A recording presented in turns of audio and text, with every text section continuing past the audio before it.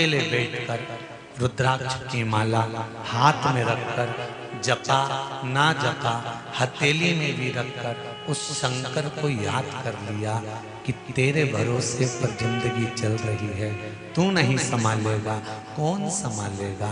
ये माता पिता नाते रिश्ते कुटुंब कबीले पति पत्नी बच्चे ये सब तो यहाँ के रिश्ते हैं, पर सबसे पहला रिश्ता माँ के गर्भ में जब मैं था तो पेट मेरी माँ ने नहीं भरा, पेट अंदर आकर तूने भरा था, तो अभी भी तू ही संभालेगा, इतना दिल से कह देना संभाल। माता के गर्भ में जब हम उल्टे लटके हुए थे, हमारी दोनों मुष्टिकाएं बंद थी, उल्टे लटके थे, तब कौन भोजन दे रहा था, कौन पानी पिला रहा था, कौन संभाल रहा था।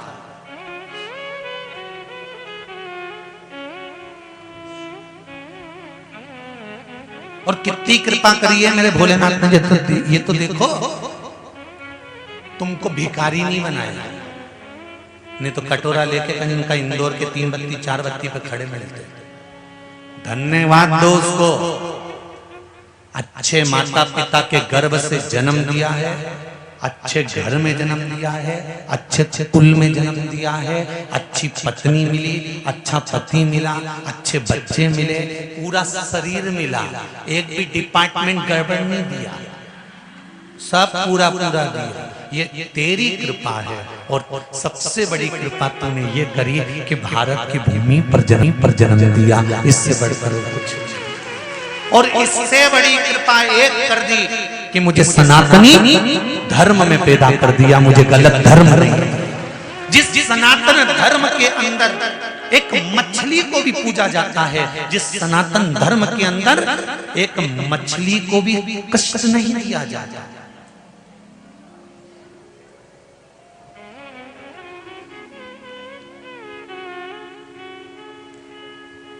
चींटी को पकड़ो वो भी भागती है, बोलो सही है।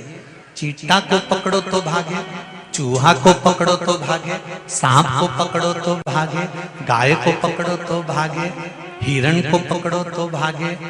जरा विचार करिए, मछली को पकड़ने की कोशिश करो, वो भी कांटे में फंस के तड़प कर निकलने का प्रयास करती है कि मेरे भी बच्चे हैं, मेरा भी परिवार है, मेरे भी अपने हैं, तुम मुझे क्यों पकड़ रहे हो, क्यों मार रहे हो। जरा सा जीवन के स्वाद के लिए, जरा सी जीवन के स्वाद के लिए तुम मुझे मार रहे हो।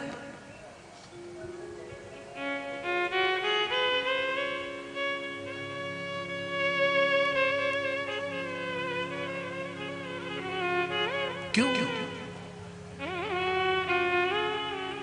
किसी को कष्ट देना। जब दुनिया के लोग कहते हैं ना गुरुजी कलयुग आ गया, घोर कलयुग आ गया, बड़ा दुख होता है।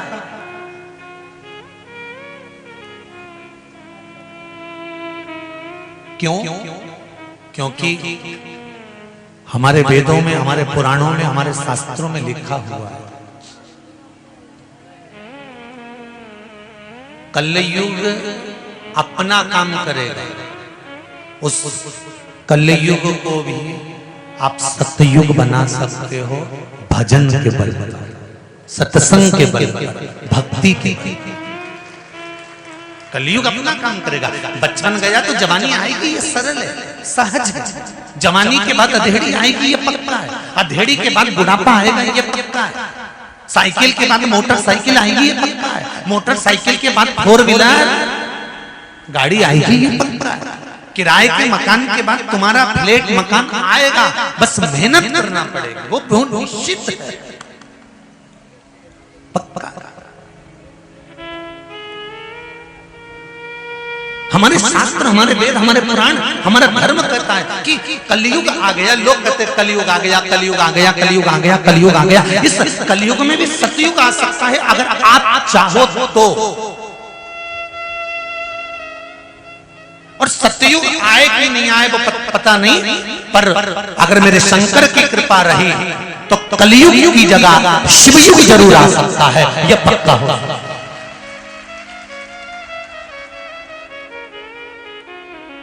एक नए युग का निर्माण है शंकर की शिव महापुराण की कथा। आने वाले समय में आपको नहीं कहना पड़ेगा कि कलयुग चल रहा है, क्या कहोगे? शिव युग चल रहा है। मंदिर मंदिर में भीड़ लगी पड़ी हुई है, लोग जल लेकर जा रहे हैं, दिया जला रहे हैं, पशुपति व्रत कर रहे हैं, शंकर के मंदिर को देखकर प्रसन्न हो रहे हैं, उसकी चौखट को देखकर आनंद उत्पन्न कर रहे हैं। कोई जाता है मंदिर में झाड़ू लगा जाता है, कोई जाता है शिव मंदिर में पोछा लगा जाता है, कोई जाता है शंकर जी के सामने से निकल कर जाता है तो थोड़ा इस्माइल देकर चले जाता है, कोई जाते जाते मस्तक झुका देता है, कोई जाते जाते हर हर महादेव कह देता है। सबके मुख पर श्री शिवाय नमस्तुभ्यम है, कोई नमः शिवाय कह रहा है, कोई पंचाक्षर मंत्र कर रहा है, कोई रुद्राक्ष गले में धारण कर रहा है।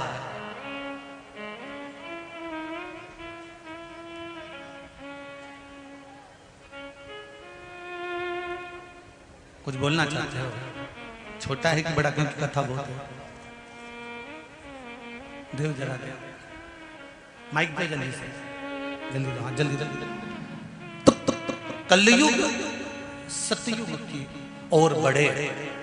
हम मानते हैं कि सतयुग नहीं आ सकता, हम मानते हैं कि हम वापिस त्रेता को नहीं ला सकते, द्वापर को नहीं ला सकते, पर एक नए युग का निर्माण तो कर सकते हैं और वो कलयुग की जगह हम शिव युग ला सकते। तो अब कोई तुमसे कहे कि नहीं कलयुग चल रहा है तो तुम दिल से कह सकते हो कौन सा युग चल रहा है? जम के बोलो जरा, शिव युग चल रहा है, कलयुग नहीं।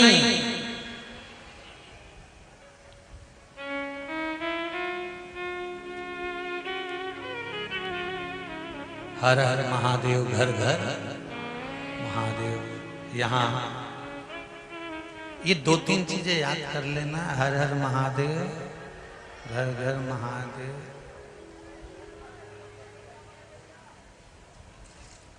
सब दुखों का हल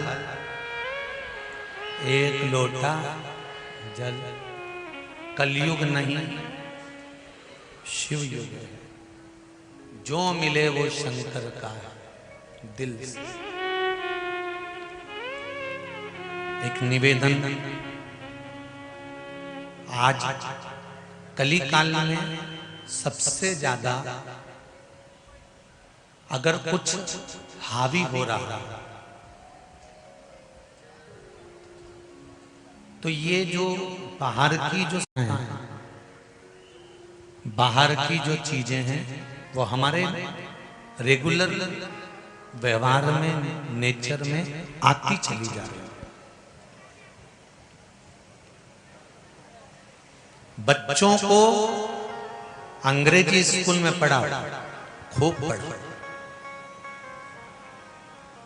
उसकी विद्या। मेरी बेटियों को भी अंग्रेजी स्कूल में पढ़ाओ, खूब पढ़ाओ। बेटे और बेटी में कोई भेद नहीं होना चाहिए। अच्छे स्कूल में पढ़ाओ, खूब नामी स्कूल में पढ़ाओ, पर उन बेटे और उन बेटियों को एक बात जरूर कह दो, तुम अच्छे से अच्छे स्कूल में पढ़ो, मना नहीं है, पर शिव मंदिर में रोज जाना है। बचपन से ही उनकी आदत लगा दीजिए, उसका एक लाभ मिलेगा। बुढ़ापा जब आपका आएगा तो आपके बच्चे आपसे मुंह नहीं चलाएंगे। अगर वो शंकर की सेवा करते हैं तो आपकी भी कर जाएंगे। ये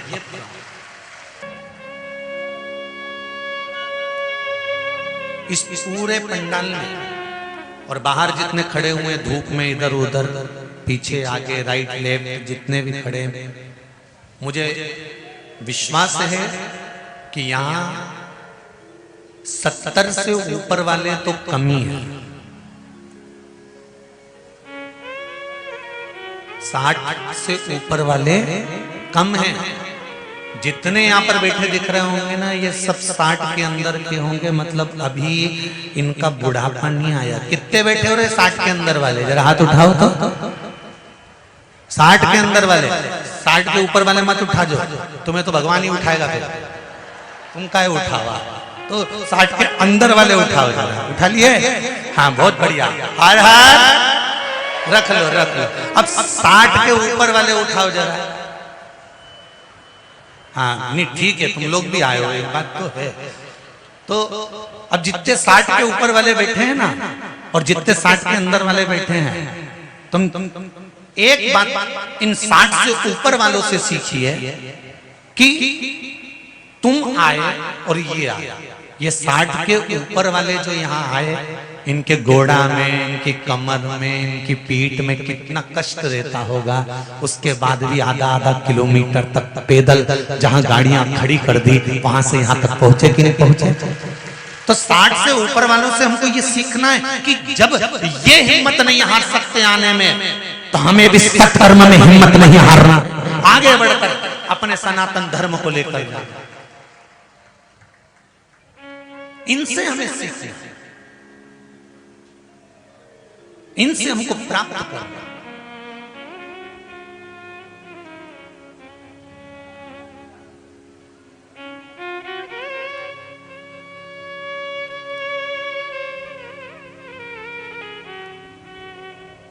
महाराज शिव कथा कर रहे, भगवान शंकर का स्मरण कर रहा है, शिव भक्ति कर रहे हैं कि आपके द्वारा किया गया एक लोटा जल समर्पित, एक चावल का दाना समर्पित, या किसी भाव से आप जो भगवान शिव की आराधना करते हो, उसका फल आपको मिलेगा,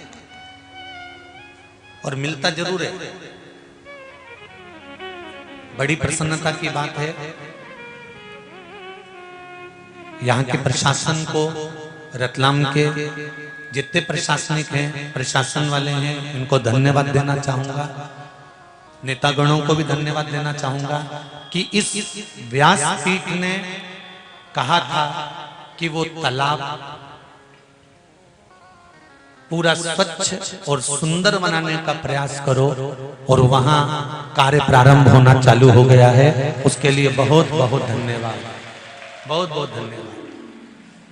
शिव कृपा से, शंकर की दया से, उदारता से, अगर कथा का लाभ आपने लिया है तो हमको यही खुशी है कि आपने कुछ उसको करने का प्रयास करा और उसको करना प्रारंभ करा। सुख इसी को कहते हैं। शिव पुराण कह रही है, भगवान शंकर शमशान में निवास करते हैं, कैलाश पर निवास करते हैं। शमशान में रहने का कारण उनका केवल इतना है कि तेरे कैलाश का मतलब है कि शीतलता में रहना, और शमशान में रहना मतलब अंत समय में रहना। माता की जो कोख होती है, माता का जो गर्भ होता है, माता के जो गोद होती है, वो शीतलता का अनुभव करा। तो तुम्हारे जन्म के समय पर भी शंकर है, और तुम्हारे मृत्यु के समय पर भी शंकर है। चालू जहां से हुए वहां से लेके अंत तक कोई दूसरा नहीं, केवल शिव ही, शंकर, केवल शिव।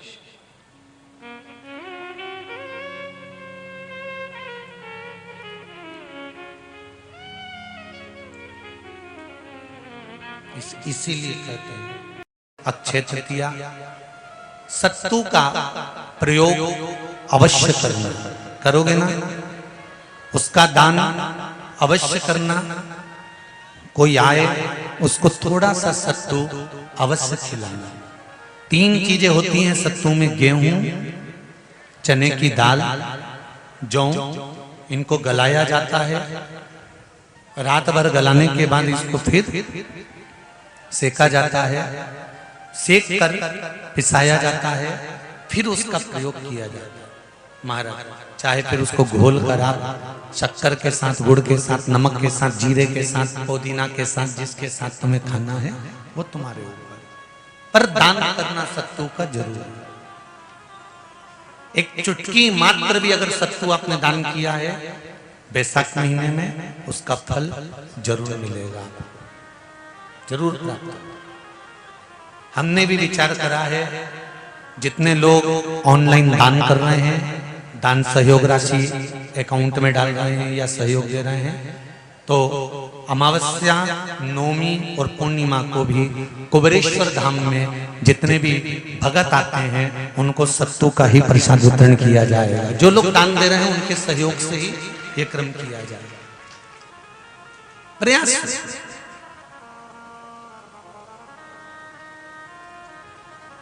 शिव उपासना करना, शंकर का भजन करना। महाराज अंधकासुर, उस अंधकासुर ने वर मांगा और ब्रह्मा जी ने कहा यह नहीं हो सकता, मृत्यु निश्चित है, मरना पड़ेगा, मौत आएगी और मरना पड़ेगा ही। सुन लो, ध्यान लगाकर जितने लोग कथा श्रवण कर रहे हैं,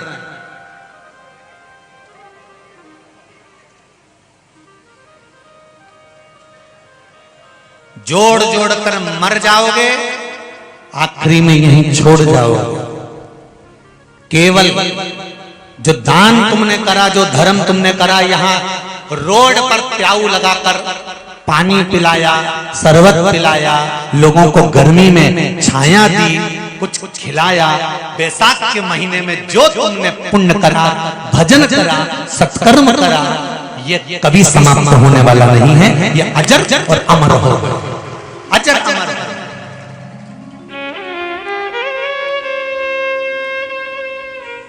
ये कभी समाप्त नहीं होगा। दूसरा जगह पर दिया गया ना, दूसरी जगह पर किया गया सत्कर्म समाप्त हो सकता है, पर शंकर को किया गया धर्म, शंकर भगवान को किया गया दान, शंकर के लिए, शंकर के भक्तों के लिए किया गया सत्कर्म का सुनने का अगर मरना ही है तो वर दे दो। क्या अगर मरूं तो मेरी माता को जिस दिन मैं गलत दृष्टि से देखूं उस दिन मेरे प्राण छूट। और वही हुआ। अंधकासुर ने कहा मुझे शादी करना है, कोई अच्छी कन्या देखो। तो कहा जो सुंदर थी उसको तो शंकर भगवान ले गए, क्या पार्वती इतनी सुंदर थी? हाँ, तो मैं उसी से शादी करूंगा। उसका तो विवाह हो गया, भले हो गया, पार्वती को मैं लेकर आऊंगा। और अंधकासुर सेना लेकर पार्वती को रिझाने के लिए, लेने के लिए गया। जो माता पार्वती को देखा, उनकी सुंदरता को देखा, तो माँ होती। आज भी बहू से ज्यादा सास सुंदर होती है। आज भी बहू को तैयार होने में समय लगता है और सास बने बनाए बाल पे कंघा फेर फुरा के, मुंडा में से थोड़ा सा थूक लेके, पोत के, पाउडर माउडर लगा के, बिंदी लगा के, और सास एक बार तैयार होके जो बाहर आती है ना, तो कई बहुएं हैं जिनका हिबड़ा जल जाता है आज भी। और बहुवन मन में सोचती है डोकरी को देख तो सही। अरे भाई, ओल्ड इज गोल्ड। कहा जाओगे सुंदरता, और ये सुंदरता कहीं से नहीं आ सकती। ब्यूटी पार्लर की सुंदरता, क्रीम की चमक, पार्लर की चमक 15 दिन, 20 दिन, 1 महीना, 2 महीना रहती है, पर भजन की चमक, सत्संग की चमक, शिव महापुराण की चमक जिंदगी भर रहती है। आपके भजन की चमक कभी समाप्त नहीं हो सकती। आप भजन करो। कई कई बूढ़ी बूढ़ी माताएं जब मंदिर से आती है ना, और मुंह में पान भी नहीं खाए तो भी इसके होठ लाल दिखते हैं। साड़ी साधारण सी पहनी है, बस सिर पे पल्लू ले लेगी, आंखों में थोड़ा सा सुरमा लगा है, बिंदी बड़ी सारी कुंकू की लगी है ऐसी। और माताओं को ना जाने क्या हो जाता है, बिंदी लगाने में क्यों शर्म आती है। माथे पर जब कुंकू की गोल बिंदी बड़ी सारी जब माताओं के चेहरे पर लगी होती है ना, तो आधा तो देखने वाला इनको देख के बिंदी में फंसा रह जाता है कि इतनी सुंदरता उसकी बिंदी में, इतनी सुंदरता होती है, पर ना जाने ये तो इतनी बड़ी लगा है।